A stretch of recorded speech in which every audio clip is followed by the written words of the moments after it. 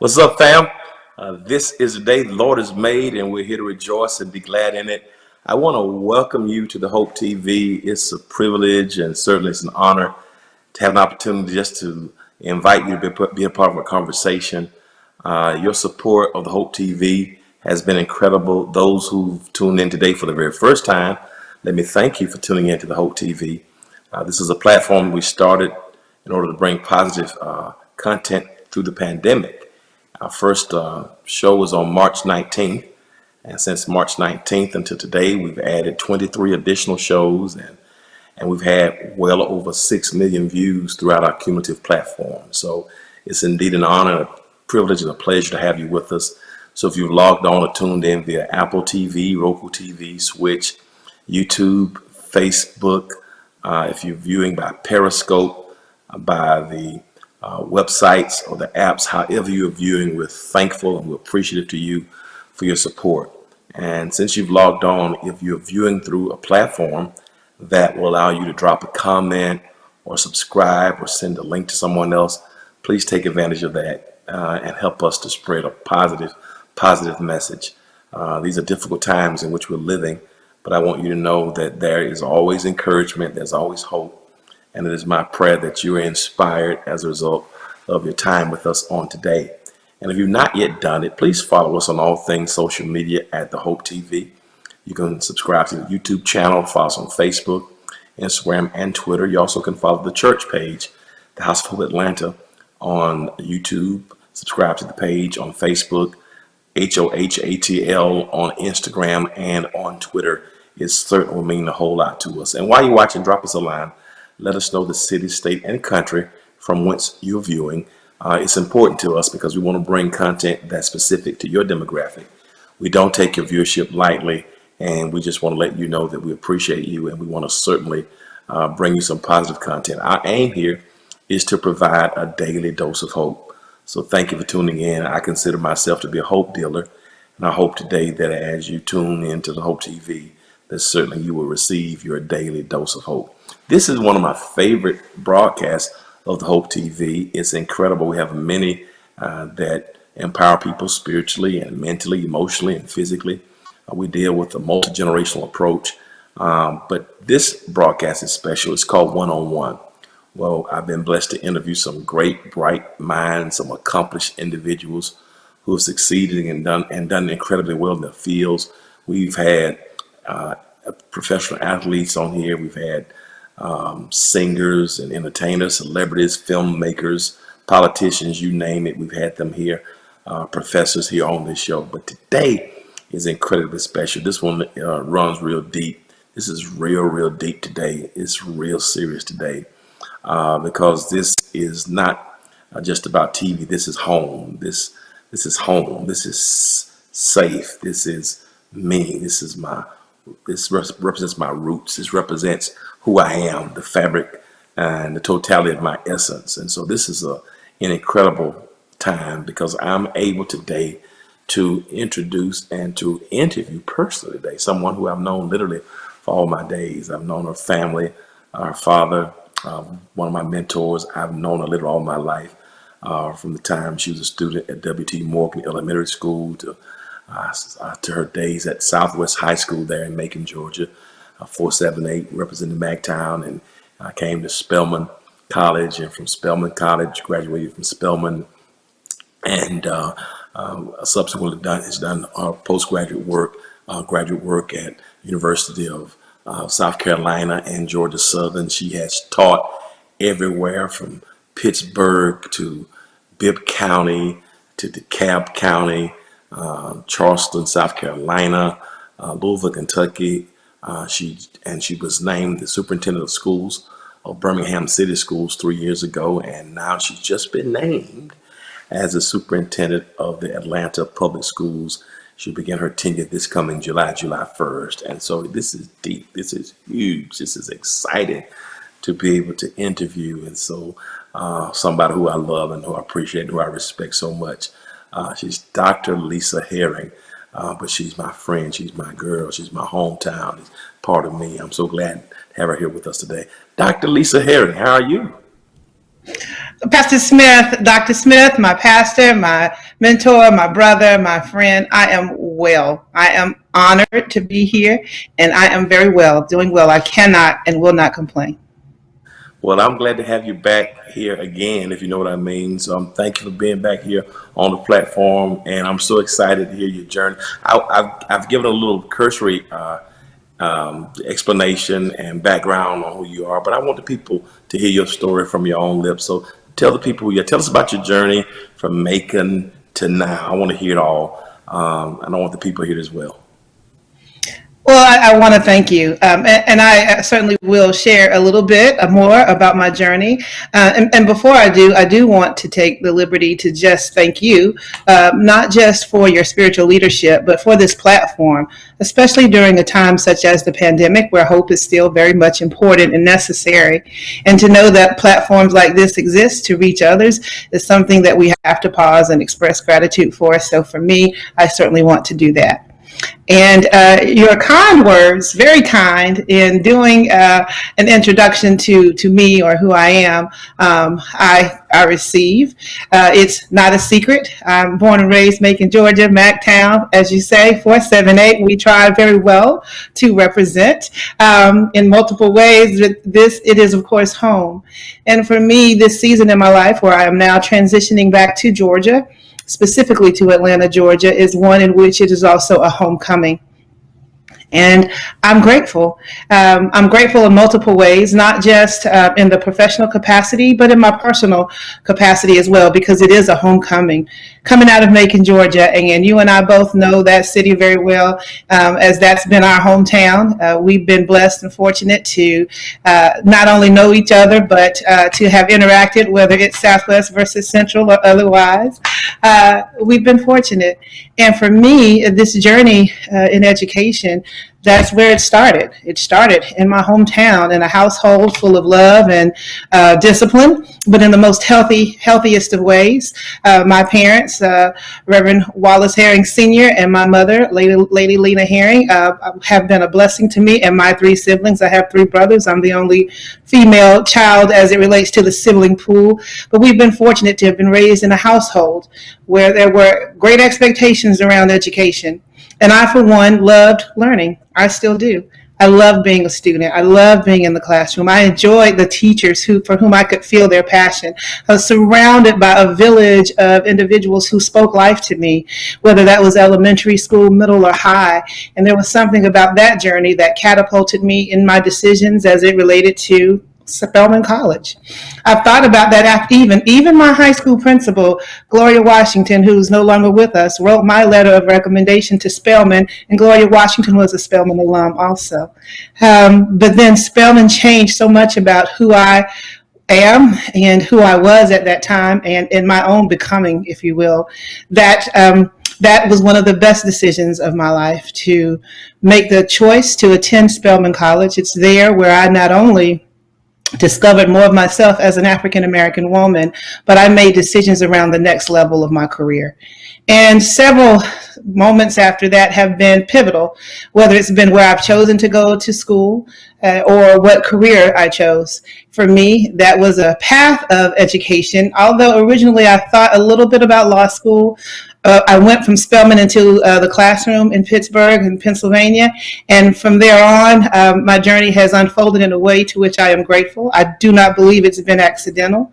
And it's put me in a place where I can lead and serve and advocate for children. And I wouldn't take anything for that journey. To be coming back home after having worked in some of the most unique cities in American history, to champion and advocate for all, and now to be back in a space where I found myself determining what my pathway would be, I am humbled. So the work for Atlanta Public Schools that I now inherit is something that I not only take seriously, I recognize that that's become a new part on this journey, and I'm excited about what's ahead for the next level. You know, it's amazing to hear the story, you know, knowing your family and knowing you. You know, your dad gave me my first opportunity to preach my first public sermon I'm just celebrating 32 years of preaching this month, but the first public sermon I was able to do after my initial sermon was your dad, May 29th of 1988. So 32 years later, but even before then, making Little League Tom Fontaine Field, Little League. I wanted to play for your dad's team so bad, the 18 Indians, and he didn't draft me. I got drafted by the Orioles, and here we are almost 40 years later. I still go back and forth with him for not drafting me. We won the championship. Right. Tease him, he'd have won.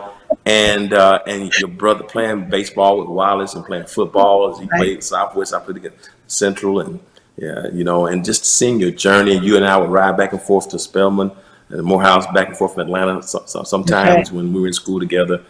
And it's just been a beautiful thing to see. But having that connection with your family, I know your dad, as I said, he's pastored several churches in Georgia. He's also pastored in Maryland. You have two brothers, Moses Herring, who's in Chicagoland now, and Faith Movers Church. He also has a broadcast on the Hope TV. John Herring, who's my brother-in-law, who I'm very close to, as well as your entire family. I want to know, what does that look like in terms of having a father who's a pastor, having two brothers who are pastors? You have several uncles who are pastors as well. Have you gleaned anything in terms of leadership styles from the pastors in your family, and has that influenced your leadership style in any way? So I think that that's an incredibly insightful question. And as I have reflected on the village around me, in my most intimate circle, that being my family, my siblings, my parents, as you've mentioned, I've had, and sometimes I share this with individuals, not always, I've had pastors around me all of my life.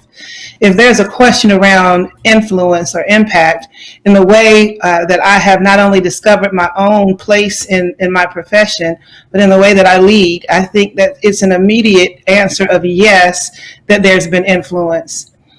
When I interview and I'm asked about my leadership style, and by research, there are many leadership styles, but one of the ones that must always come out of my mouth is that of a servant leader.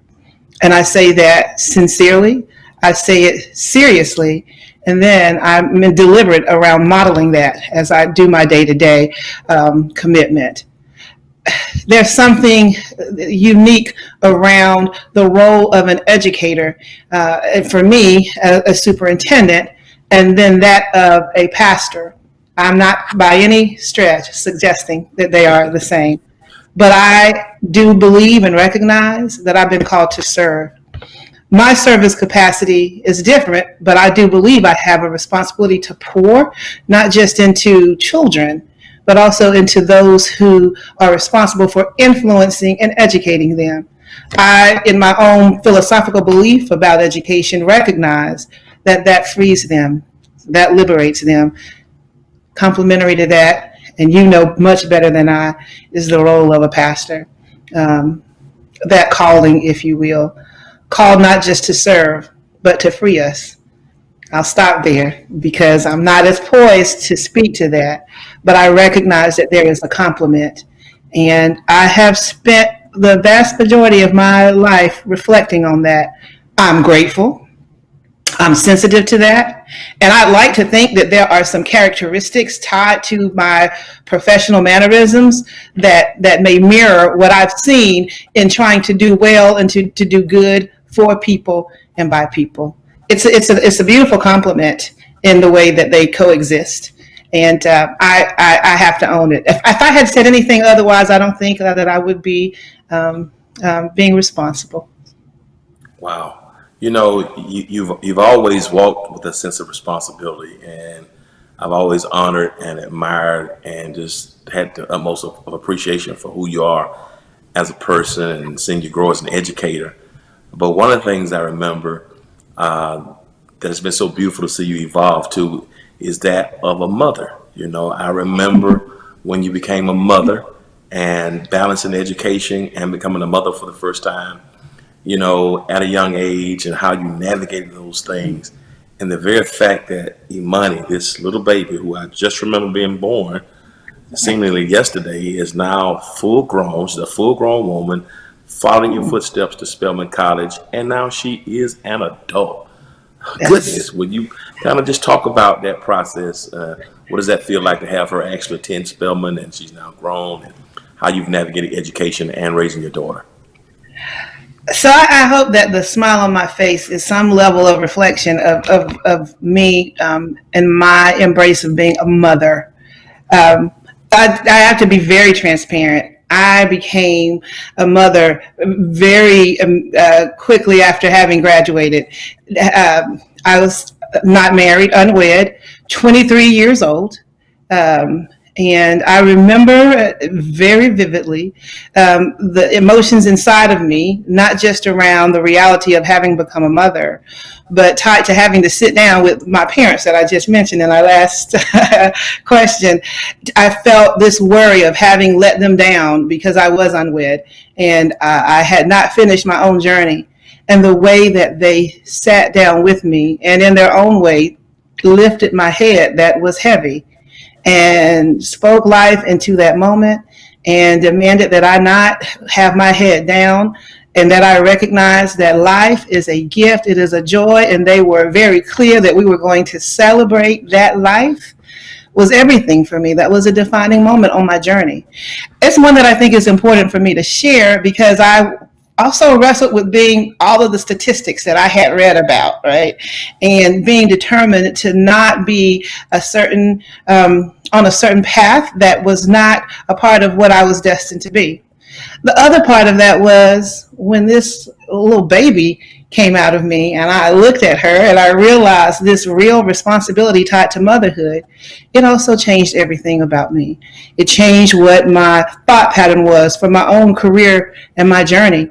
It was a defining moment for me to continue my education. It has also been how I've governed and carried myself as an educator, knowing that for every child that I serve, there's someone who is responsible for a life, and all we want for them is the very best. And in public education, that is exactly what parents give us, their very best, regardless of the background, regardless of the circumstance.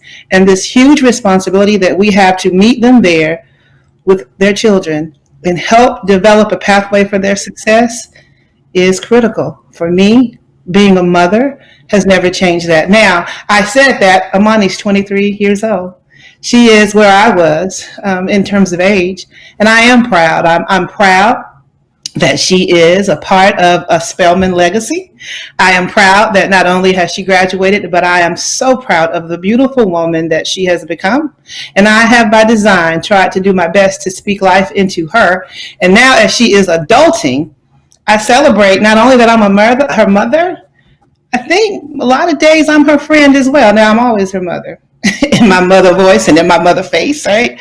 But as she adults, there's a joy in watching her evolve and also be able to be her friend. And it still guides me, even as a superintendent, around what we want to see, not just for your own child, but for everyone's child. Amazing. You know, to watch the journey we talked about, you know, and see how money is a part of that journey, you know, from Spelman, you know, Pennsylvania, back to Bibb County, you know, DeKalb County, Bibb County, you know, Charleston, South Carolina, Louisville, Kentucky, 3 years in Birmingham. Now you're coming back to A.P.S. or coming to Atlanta Public School System. Is there anything, what have you gleaned from those different stops along the way that you think has prepared you for this moment to take the helm of superintendency of Atlanta Public Schools?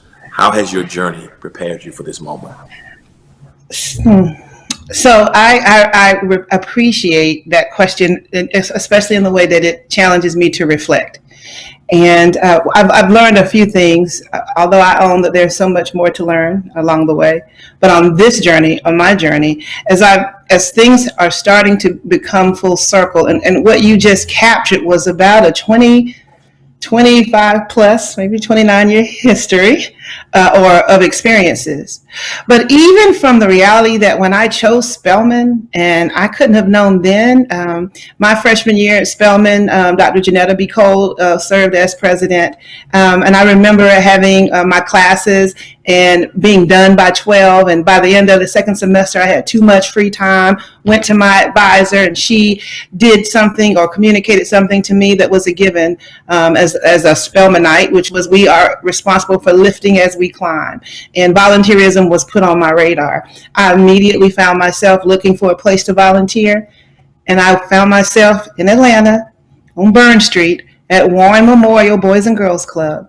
Now, I share that because Warren Memorial served and still serves the children of Thomasville Heights for Atlanta Public Schools. A year, I stayed at Warren Memorial until I graduated. I was volunteering, and then I started working there part-time as the Learning Center director. And then in my senior year, I had to do, because my major was English, but my minor was education, and I had to do field observation. And where did they send me? Thurlow High School, Atlanta Public Schools, where I found myself in an educational, observational space that was teaching me more than I could have known I was being prepared for. And then following that, I took a position as a teacher in Pittsburgh, Pennsylvania, at a private school, a school of great affluence, the Winchester Thurston School, primarily private Jewish school. And what stood out to me by the end of the year and the experiences leading up to that was the reality around education and its impact, the disparities that I hadn't really thought about until I was teaching at a very affluent Jewish school and had been serving children in Thomasville Heights. So then the next part of my journey was teaching. You might remember the principal at the then McAvoy Middle School, Dr. Charles Sheftal. And he hired me for my first year of teaching, which is also when I conceived Imani. This part I'm sharing is that there were no accidents on my journey, even though I didn't know that then. And then, as one of my brothers asked me not too long ago, how is it that along the way you've chosen the most interesting cities? Charleston, South Carolina. Even today, the name of Charleston evokes concerns and historical realities tied to not just the Middle Passage, but to the Emmanuel 9. I was there then. Or to Louisville, Kentucky. Or even being from Macon and having worked in Decatur and now leaving, but having served in Birmingham to come to a city called Atlanta. When I reflect, based on your question on that journey, what I thought might have been just me planning was a purposed journey. And I see that now better than I ever could. Because when I'm having this conversation about serving as the superintendent of Atlanta Public Schools, I go back to Burn Street. I've actually gone back the last couple of weeks and driven by there. You ever just go back and drive to remember and remind yourself? Down through Thomasville Heights, some concerns about what hasn't changed and what has, right? This tells me that I was being prepared along the way. Sometimes when I thought I was being punished, I was being prepared. And that even when I thought I was planning, that there's a much bigger plan than me. And you don't know that until you find yourself in a new season or in a new reality. Certainly, without question, all of these experiences, and even the ones that I may not even recall in this moment, have been by a design, and I'm grateful for that. It's absolutely it's amazing, navigating those steps and reflecting and recollecting. And I remember when you left Louisville. I remember when you went to Louisville. I remember when you went to Birmingham. And I remember, the situation with Birmingham when you went there, and to see where Birmingham schools were 3 years ago when you were hired, and to see all the data and all the reports that are out that chronicles the progress, tremendous progress that took place in Birmingham City Schools under your administration. My question would be, what in the world happened? What do you attribute the success? The test scores went up. I mean, so many things happened. And I want to know, because I think it's very, very important for other leaders, what did you do to help bring in that level of improvement there in Birmingham? So urban superintendency and leading school systems is not an easy task. For me, I understood that that's what I had chosen to sign up for in doing the work. Not too long ago, actually this week, I spoke with, I was with Mayor Woodfin, the mayor of Birmingham, and we were reflecting on the last 3 years. He reminded me of my interview when I interviewed for the position of superintendency. You can still probably find it if you look hard enough. It was live streamed. During the interview, Pastor, there was a bomb threat during my live interview. Didn't know it at the time. Literally, security and the attorney walks over and just out of nowhere pulls me, and then they say to everyone, we've got to evacuate the building. We go over, we wait for a little over an hour. I had to pull out my phone to figure out what was going on. They hadn't told me yet, and on my phone were all the media alerts. Bomb threat during Birmingham superintendent's interview. There was another candidate waiting to interview who, during the bomb threat, because he too was in Birmingham waiting to interview, just bowed out gracefully, said thank you, but no thank you. We don't think this is for us. They came back shortly thereafter and asked me, Dr. Herring, what do you want to do? And I said, I want to go back in and I want to finish this interview. That's what I came here to do. Mayor Woodfin shared that because he said he knew then that for him, I was the person to help lead and change Birmingham. Changing a school system doesn't come with a magic wand. There is no special formula. There are evidence and research-based practices, and we've certainly embraced those. But the first thing I had to do was honor and respect the culture of Birmingham.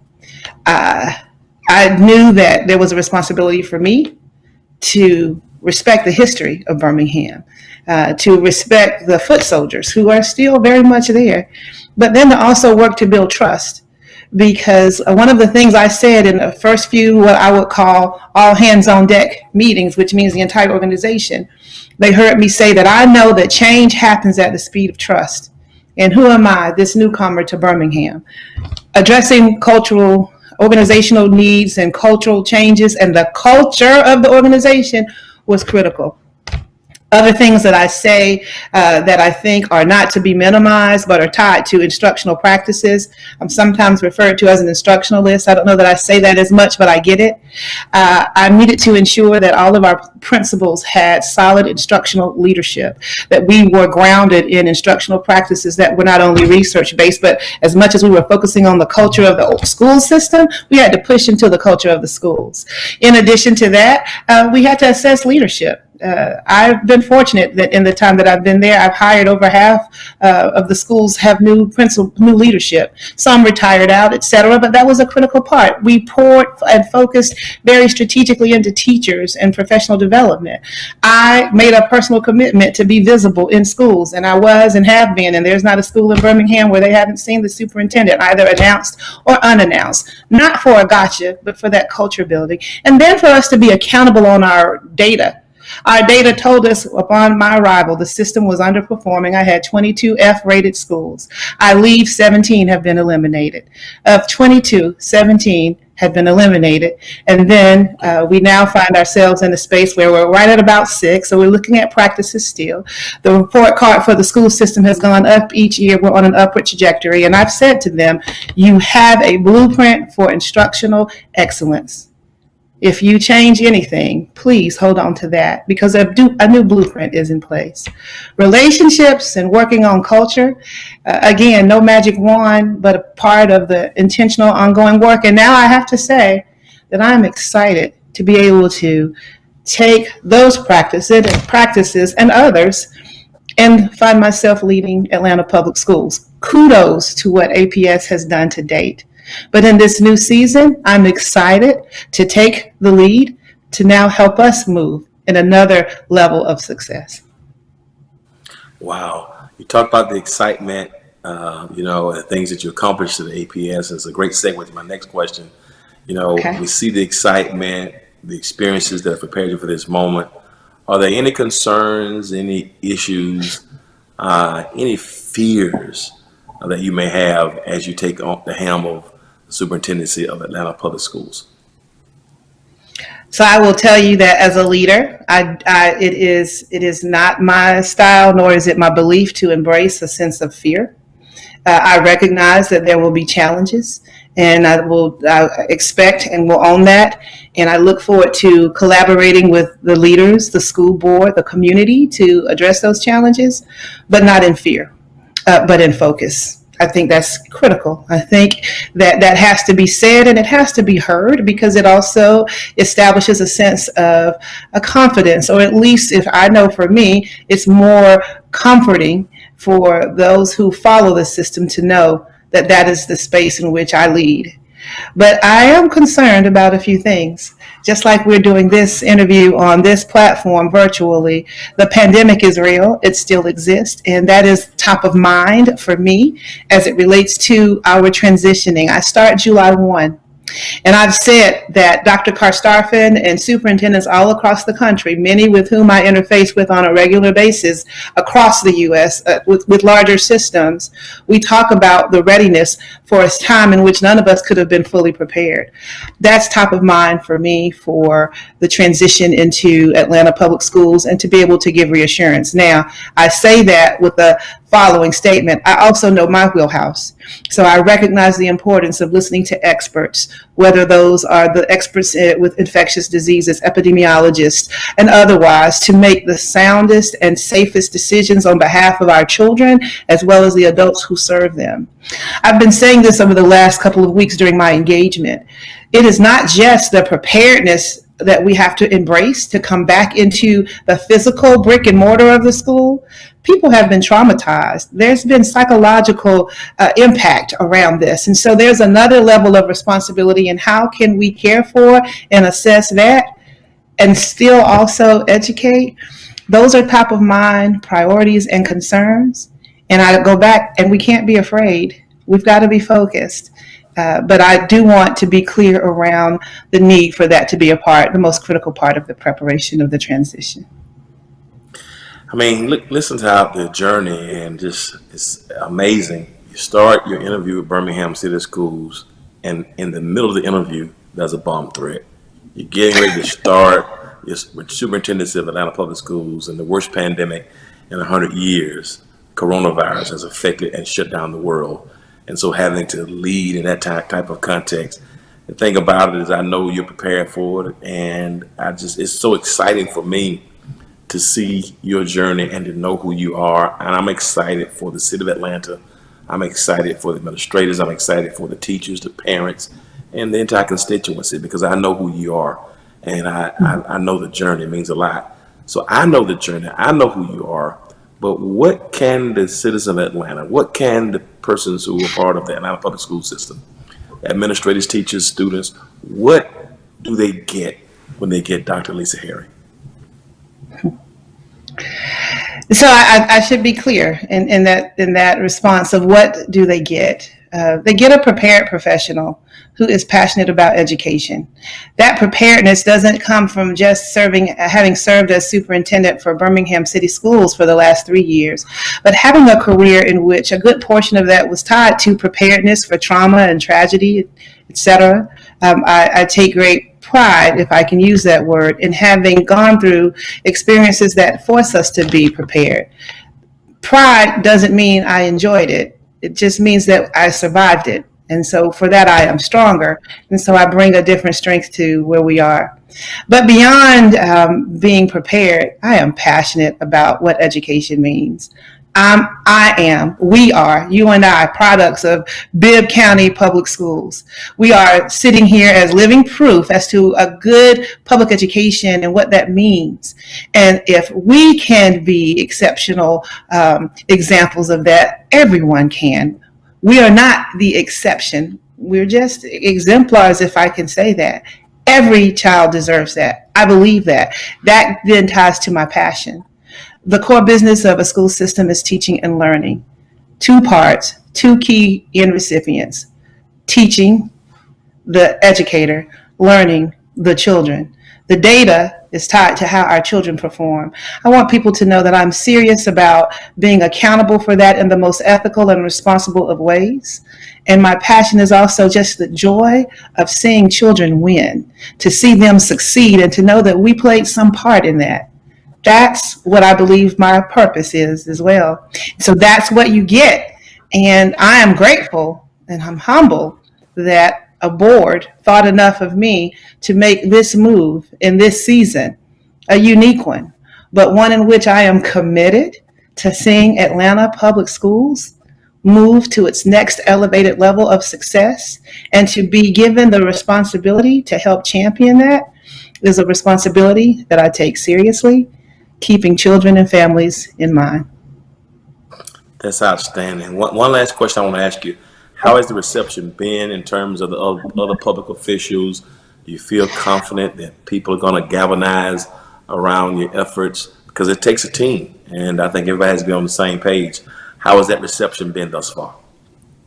So it has been heartfelt and very energetic. Let me start out by saying, in addition to the 9 school board members for Atlanta Public Schools, all for whom I am very grateful, all 9 of them, their level of support and encouragement has been game changing.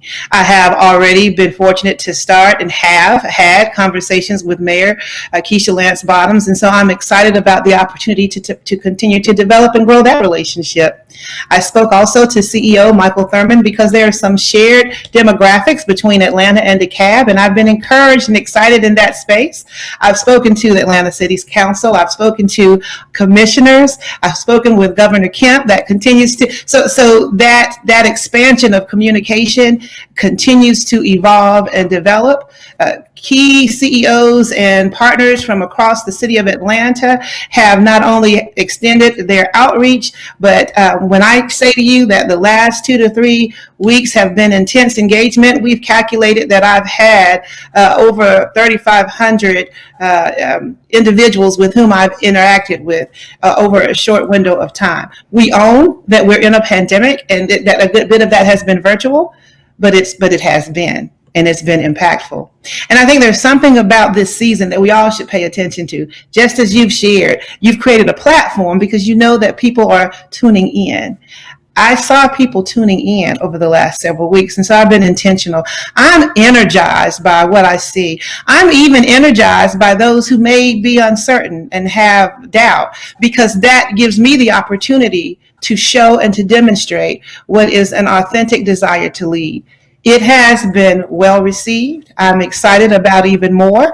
I've also had a chance to interface with clergy and the faith-based community throughout Atlanta, and I understand that there's more to come in that space. So, Pastor, even this platform speaks volumes to that. I'm coming home. It's a homecoming. It is for me.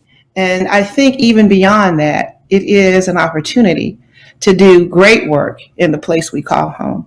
And I don't think that there's anything greater than that. I'm grateful for every past experience, but to do it in Georgia, that's a different kind of excitement, as you well know. You know, this has been absolutely incredible. I wish you just could see this little heart of mine to see how happy and how excited I am, and how thankful and how truly humbled and appreciative I am to you. Even though I know we have a relationship, I respect and I honor your time, and I know the assignment is great, and I want you to know we're going to support you here, Yes. you know, vociferously, and all our resources and everything that we have, you know, is yours to bear. If you need it, we're going to supply it. So just thank you for being a part. I thank you for sharing your time, taking time out of your schedule to share with those who are watching. I appreciate you, and I'm happy for you, and I thank God for you. It means a lot. It really does. So That those is who've been beautiful. watching the Hope TV today, I hope you've been inspired by this episode of One on One. Not just learning about the new superintendent of A.P.S, but also to remember the importance of the journey, and how sometimes you're being prepared for things. When it feels like punishment, it could be preparation. Hope you've been blessed by Dr. Lisa Herring, our newly appointed and newly elected chairman, superintendent of the board, elected by the A.P.S Board of Education. She's going to be the superintendent of the A.P.S starting July 1, and we're excited to have her here. Keep pursuing your dreams, no matter what it looks like. And we're going to log off now, but always remember this: if you will be good to God, God will be good to you. You've been watching One on One on the Hope TV. Until next time, peace.